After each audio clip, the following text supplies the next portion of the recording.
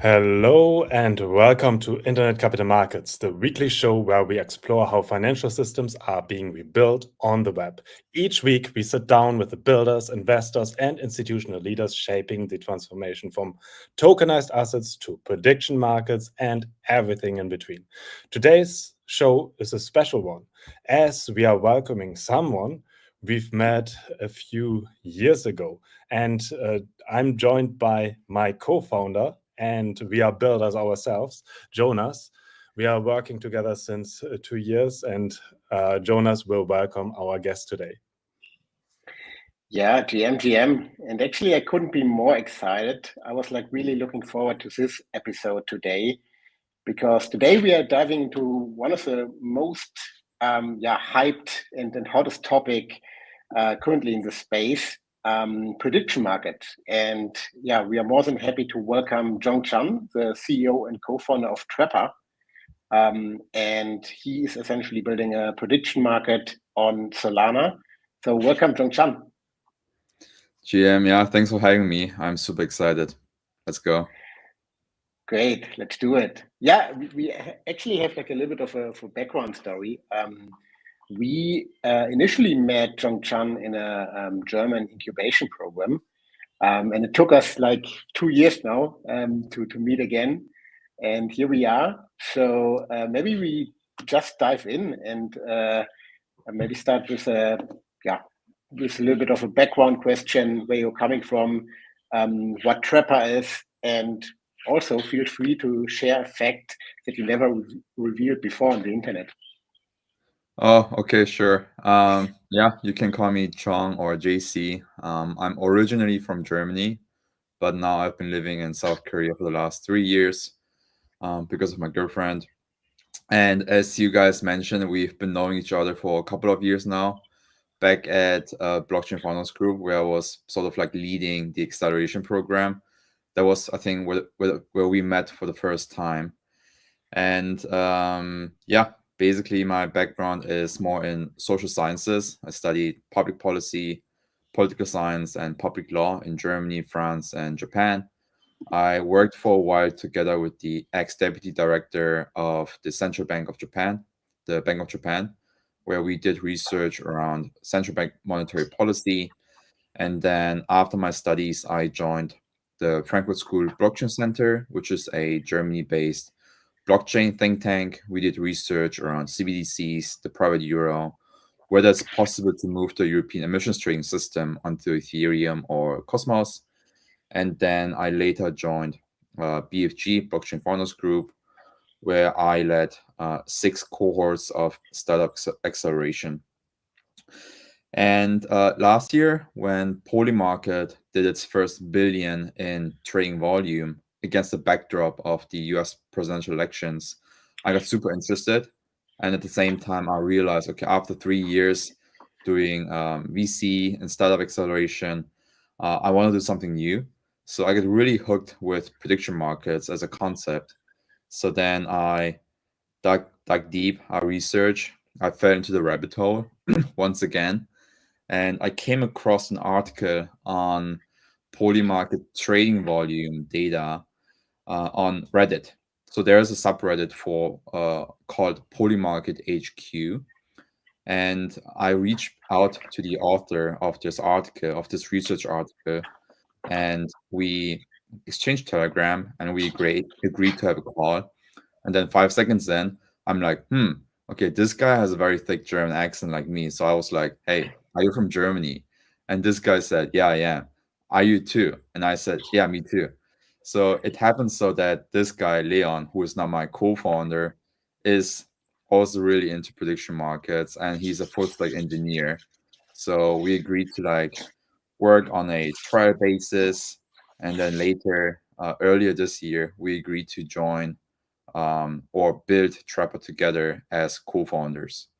Yeah, so I think this is the backstory. And with regards to Trepa, we are building a sort of like a competition platform where people compete in forecasting skills.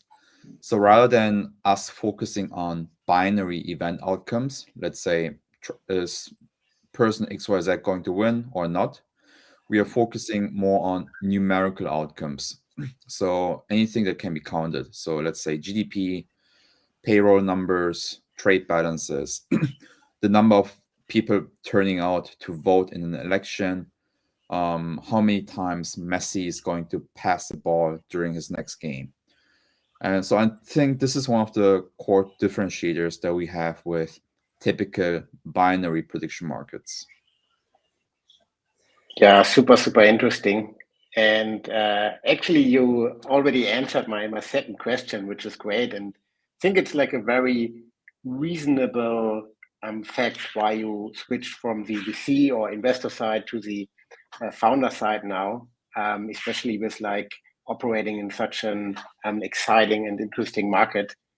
I understood when you first started with Trepa that like the focus was a little bit different, right? So I also looked into your pitch, and now you are more like focused on like predicting like numerical outcomes. Can you maybe guide us a little bit through the story of Trepa, where you actually started and why you are now like more leaning into like predicting numerical outcomes like GDP and so on? Yeah, absolutely. There is some backstory here. So we started ideating for the first time in, I think, Q4 last year. So think October, November.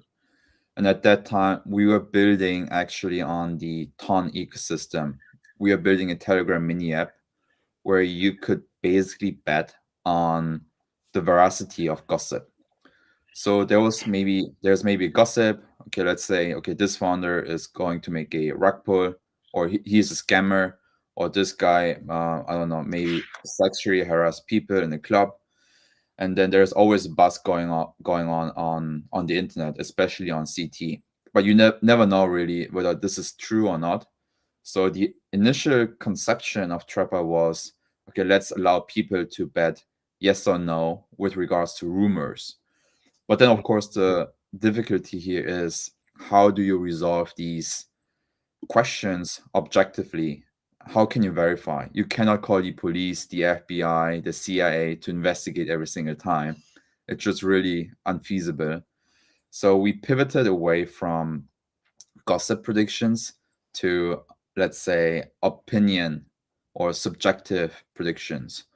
And the way how we did this, and I think this was early this year in Q1, the way we did this was we would allow users to vote on binary polls. So you would have a question like, is Ansem a grifter? Is Colosseum the best accelerator? Is Solana better than Ethereum? So these are all opinion-based questions, and there's only two voting options, yes or no. So users would swipe left for yes, swipe right for no, and then we would aggregate those individual votes into a two-sided voting outcome. So let's say 60% saying yes, 40% saying no. But then by hiding this split in the outcome, in the voting outcome, we would allow users to also bet on the share of yes votes. And then the closer you are to the actual share of yes votes, the bigger your payout will be. The issue with this is, I guess, most succinctly summarized by what you call Goodhart's law. So Goodhart is an American scientist and economist. And this law states the moment a measure becomes a target, it ceases to become a good measure. So what this means is if the prediction target becomes sort of like tied to incentives, then there is now a big incentive or motivation for people to manipulate the prediction target. And I think these days it's very easy to go to bot farms, pay a couple of $100s, and then be able to like buy fake votes or make bots do certain actions. So and thereby manipulating the outcome that people want to predict. So I don't think that's very easy to solve. I think you would have to, I guess, maybe find very good indices, high quality data, or also high quality APIs. So we said, okay, let's actually pivot And then we spent 6 weeks in Balaji's network school in Malaysia, in Forest City. And this was a very interesting place. I think 200 to 300 people. I think 80% are basically crypto founders, but most of them also have sort of like a background in trading or in finance. So very smart people. And when I interviewed them, they said, okay, rather than predicting something as fuzzy as opinions or subjective questions, we would like to predict more hard, objective, verifiable outcomes. So that's when the pivot to numerical outcomes, in particular, economic indicators like GDP, payrolls, trade balances, when this pivot happened. And I think this was sort of like end of May, mid-June, when we pivoted for the first time. So actually, when we pitched and submitted our project to Colosseum, it was a previous idea, so the public opinions idea. And then mid-review phase, we decided to pivot. And when Colosseum invited us to the interview, to do the due diligence, we told them, okay, hey guys, we actually pivoted, and this was the reason. And I think they liked the pivot. Yeah, sounds like a really interesting backstory in the Malaysian forest. It's really cool because customer feedback is everything in the end, and if you align to that, the rest will follow. And you know that very well because you've been a VC before, Trepa. And one interesting thing that we would love to know is actually if Trepa pitched you as a former VC, what would be the hardest question you would ask yourself as an investor? Oh, yeah, that's a tough one. That's a good one. I think it would have to be either related to distribution, or go to market, and long-term moat, I would say. Yeah, these will be the toughest questions. So you would ask three, actually. Yeah, it's go to market, distribution, I think moat. Yeah. These are the things. Yeah. Okay, that makes sense. We also noticed just before this call when preparing that we are actually three starting with the J in this call, Yep. like JS, JP, and JC. So JC, prediction markets historically struggled with regulation, liquidity, and the user experience. Which one is the real bottleneck for mass adoption from your perspective, and how would Trepa actually solve it differently? Yeah, I mean, first of all, I would assume that prediction markets have sort of already entered the zeitgeist. They have found product market fit. I think there was a lot of FUD going on during and after the US elections, that after the US elections, people will leave prediction platforms. But looking at data, and I think there are different Dune dashboards currently live. If you look at the data, the users are sticky, the liquidity is sticky. So I think prediction markets as a category have found product market fit. But of course, there are a big disparities in terms of like how successful prediction markets are. Of course, Kalshi and Polymarket by far are the biggest ones. They are the incumbents. They have established themselves with also regulatory modes. So coming back to your questions, regulation does really matter. But of course, there's still unsolved questions around liquidity, how to bootstrap liquidity, especially for long tail markets. If you have like headline markets on elections or on Federal Reserve interest rate decisions, or questions related to ceasefires or wars, I think they have naturally so much public interest and attention that liquidity is basically bootstrapping itself organically. But then if you have long tail markets in very niche areas, let's say, I don't know, around a new up and coming rapper and how many music streams he will get in the next month, or something happening in a small town in in Poland or in Brazil, where you guys are at, then I think it's very hard to like gather enough interest and also liquidity.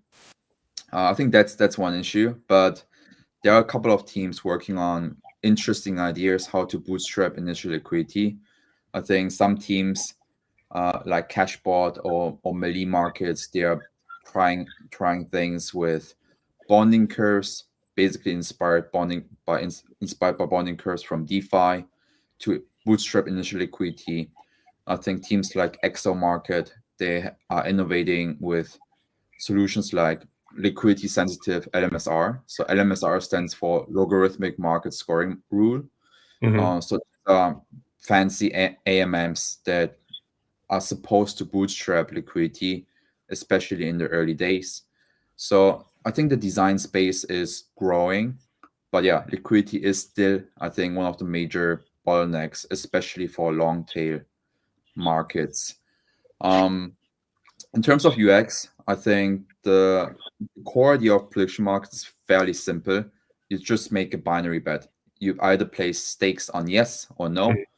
So I think the UX is not that much of a problem. It's definitely solvable. I think UX of major prediction markets can be improved, but I think this is just a matter of time.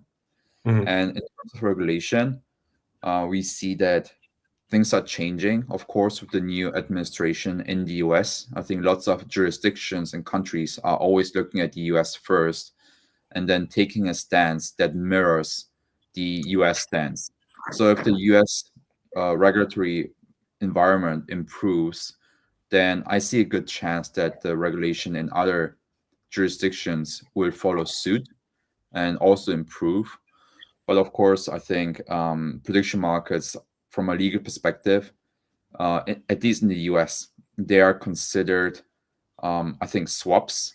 So for operating prediction markets in the US and being able to target US persons, you need to acquire a DCM license, a designated contract market, which is basically regulated by the CFTC, which is if you want to acquire it or apply for it, is a long-term process and also costs you a lot of money. Yeah.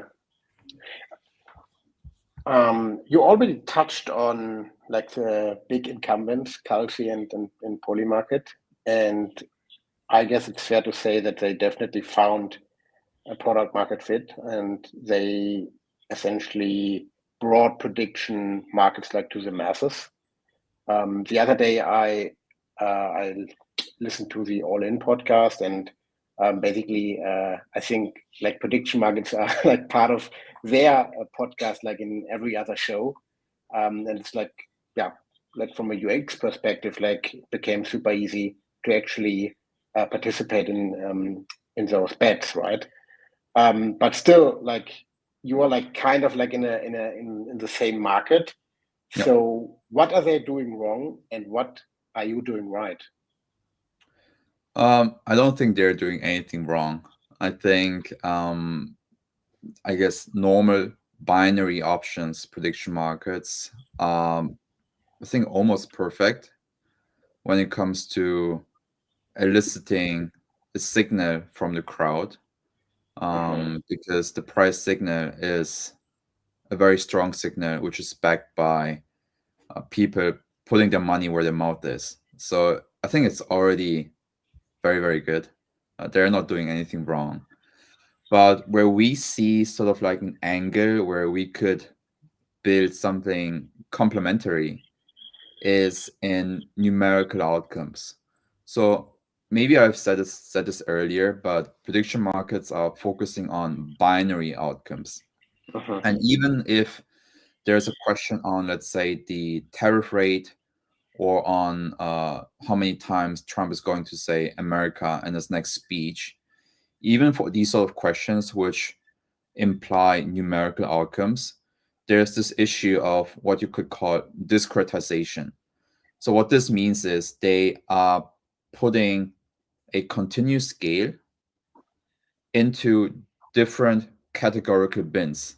Let's say for the tariff rate, it could be the first spin being from 0% to 15%, then from 15% to 30%, from 30% to 45%, and so on. But then these different bins, these separate intervals, are treated as their own separate prediction markets. And this means liquidity fragmentation. And it also means that these ranges are sort of like set at random, to be honest, by the polymarket or their internal team.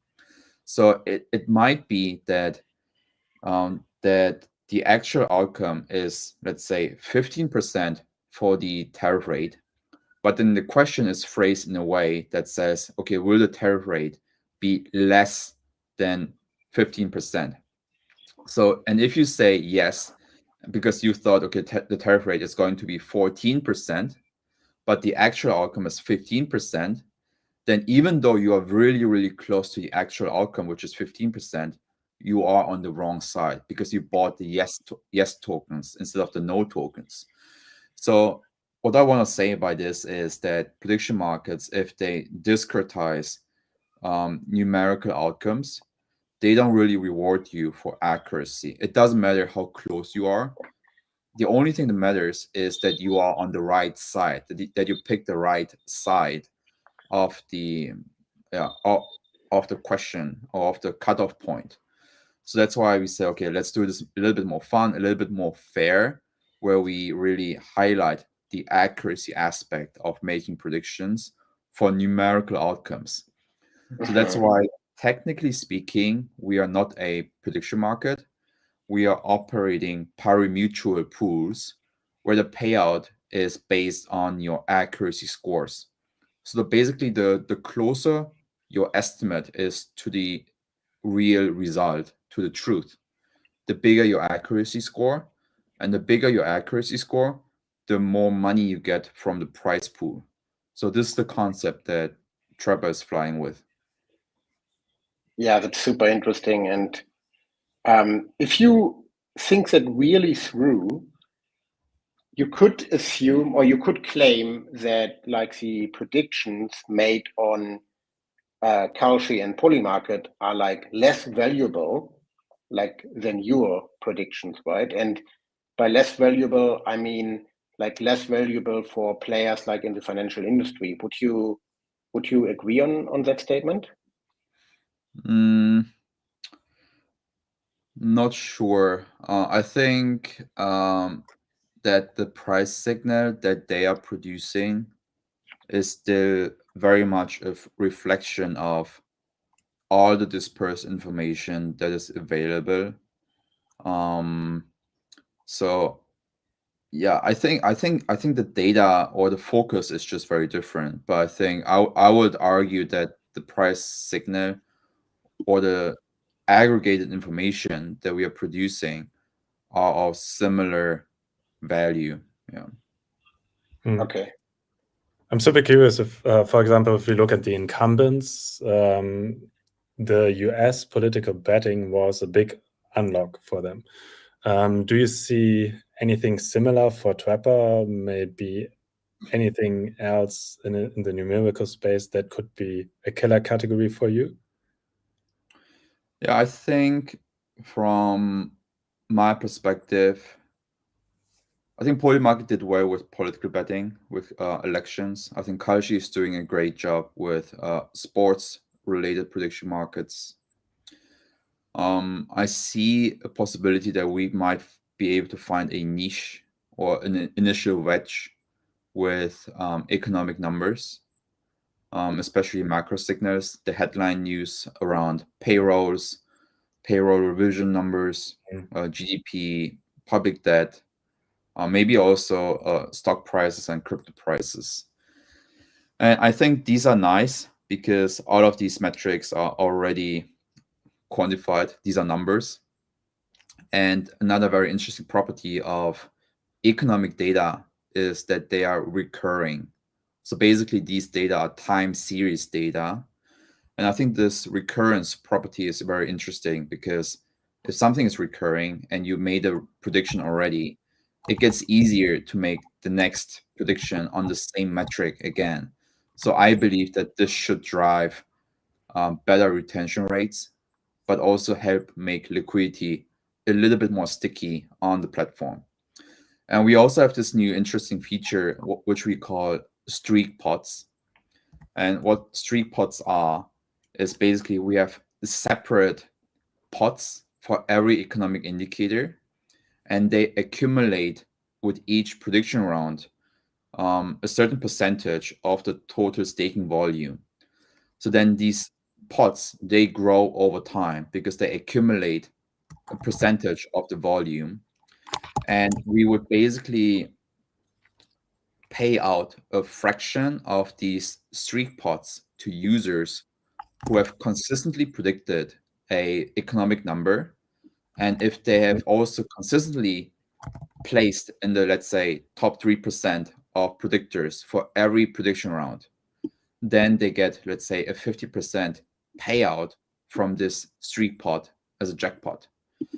And I think this is a nice mechanism to incentivize users to continue predicting without missing a prediction round, and also helps keep the liquidity and user sticky to the platform. So an example would be, okay, we have a prediction going on for the monthly job numbers in the US. If you predict the job numbers of November, December, January, February, and May next year, and you are every time within the top, I don't know, 55% of best predictors, then you have unlocked the jackpot, which is 50% of whatever amount is in the streak pot. And I think this is a nice incentive for the user to stay on the platform. Yeah, like kind of like you incentivizing users to come back and like generating like kind of like recurring revenue for you as well, right? Yeah, hopefully. Yeah. So would you still consider like Culture and Polymarket then as your main competitors? And if yes, like what is the game plan then to beat them? And if not, like who else are you targeting? Do you consider like the users of Polymarket and Culture the same user group as the user group of Trepa? Yeah, it's a good question. I guess these questions are really nice. You could think about maybe moving into VC as well. I think these are good questions. But yeah, I think we do. I mean, I would say that we do compete with Kalshi and Polymarket and other prediction markets for the same type of mind share, which is predictions. But the good thing is we don't compete directly head to head with the same business model or with the same user experience. I think this is the good part. We are complementary, I would say, because prediction markets like Kalshi and Polymarket, I think they have a UX which is very familiar for traders because you are making market orders, you're making limit orders, you can trade basically binary options, and you have a price signal. So basically, it's fixed odds. Whereas the user experience on our platform is a little bit more distinct in that you basically use a slider to log in your point forecast. Let's say for payroll numbers, you could say, okay, I believe that the previous month's payroll net jobs added in the US is 237,661, right?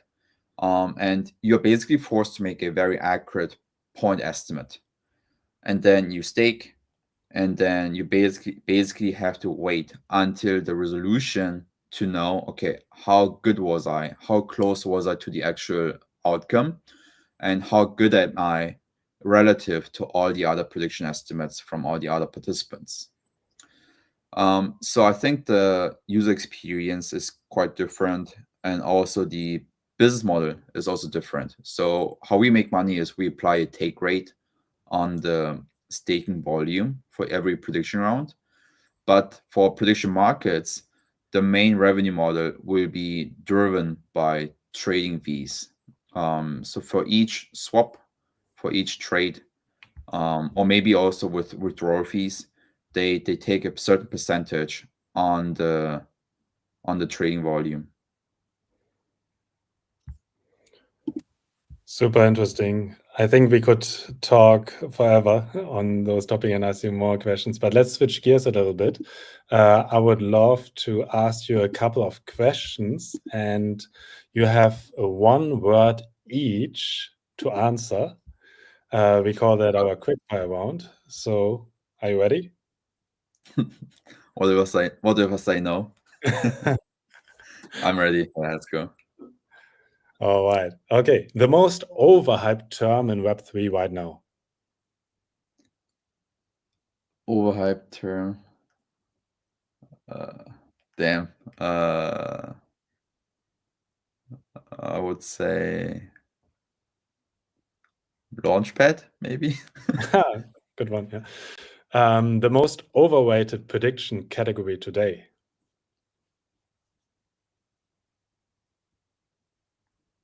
None. Nothing is overhyped. Good. The most underrated signal for predicting markets. What do you mean? What do you mean by that? Anything that is not on the radar yet Oh, that you know as a researcher. I think mention markets, I think we'll see a big hype, but also things like revision markets, like how much payroll numbers will be revised in the revised statistics of the BLS in the US. But maybe also things like insurance markets will become, I think, very big. Yeah. Okay. A prediction you made in life that turned out terribly wrong. That Trepa is going to go live sooner. Okay. One thing prediction markets will never be able to price in. They will be able to price in everything, even attention with indices. All right. What's more powerful, data or culture? I'm a data guy. I will go with data. If Trepa had to launch only one market forever, what would it be? I guess Solana price. One word to describe the future of internet capital markets. One word. Yeah, bullish. Yeah, that's a very good one. I think we are all bullish. So before we wrap it up for this episode today, like how do people find you? How can they learn more about Trepa, and who should we talk to next? Yeah, how can you find us? Our handle on X is Trepa_IO. But you can also look us up on Google. So if you type in actually precision predictions finance bros on Google, I think we should pop up at the very top. We put some time into SEO, but if you want to type in our website address directly, it's Trepa.io. Pretty simple. And who you guys should talk next? Yes. Do you want to have more prediction market guests or Whatever? Like we got like a couple of like very big names in the industry. So Sebi, for example, you know Sebi as well. He recommended to talk to Toli. Then we had another guest. He mentioned that we should talk to Balaji. So yeah. I mean, you guys should 100%. Let me see. Yeah. Yeah, I would agree, to be honest. Yeah.